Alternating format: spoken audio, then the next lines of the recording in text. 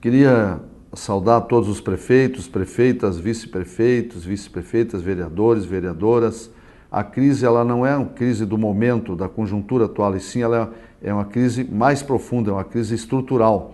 Né? Ao longo dos últimos 20 anos, 25 anos, os municípios do Brasil inteiro foram assumindo atribuições crescentes sem o suporte, sem o aporte de recursos, né, necessários para atender o cidadão. Todos nós sabemos que a carga tributária que chegou a 1 trilhão e 700 bilhões no ano passado, cerca de 60% dela, ou seja, mais de 1 trilhão, vem para Brasília.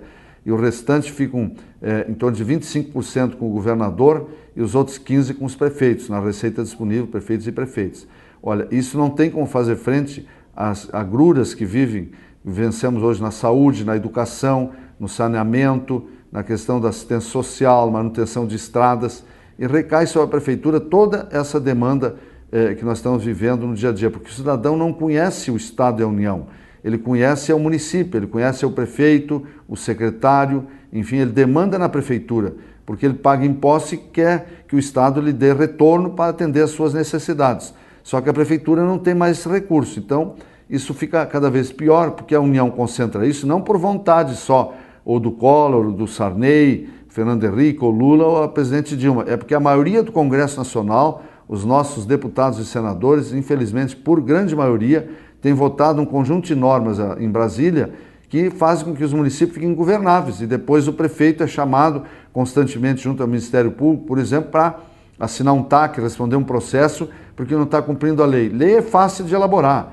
Construir a redação de um artigo 2 ou 3 é coisa singela. É o caso, por exemplo, do Bolsa Família. O que o governo federal e o Congresso fazem? Dizem que tem no orçamento, em 10 linhas dizem isso, 20, 25 bilhões de reais para o Bolsa Família. E mais nada. Tudo depois quem tem que fazer é a prefeitura. O cadastramento, as condicionalidades, as prestações de contas, e aí como é o acompanhamento de cada um. Quanto custa isso? Muito mais do que é repassado. Então, assim, em todos os programas.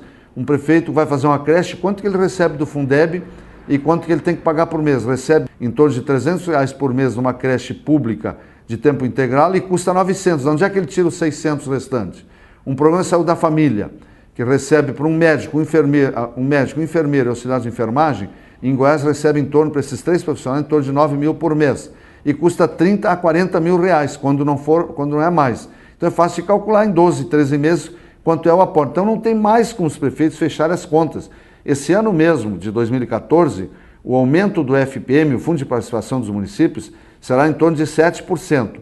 Quanto foi o montante do ano passado todo de FPM para todo o Brasil? 72 bilhões. Se nós colocarmos 7%, vai dar 4 bi 900, 5 bilhões a mais. Quanto foi o aumento só do piso do magistério? Que ainda conseguimos mudar porque o aumento seria maior, que foi de 8,3%. Nós temos 1 milhão de professores nas prefeituras do Brasil. 50 bilhões foi o gasto ano passado com a folha do magistério nas prefeituras. Olha, se aumentou 8,3, aumentou 4,5 bi. Todo aumento do FPM desse ano dá 5 bilhões. Portanto, todo aumento que vai ter no fundo de participação, vai todo ele praticamente só para pagar o que aumentou o piso. E que eu não estou dizendo que não tem que ter piso. Só que a lei foi feita de uma forma que não tem como pagar. O seu deputado, o seu senador, por maioria, ou quase todos, votaram essa lei e não indicaram a fonte do dinheiro.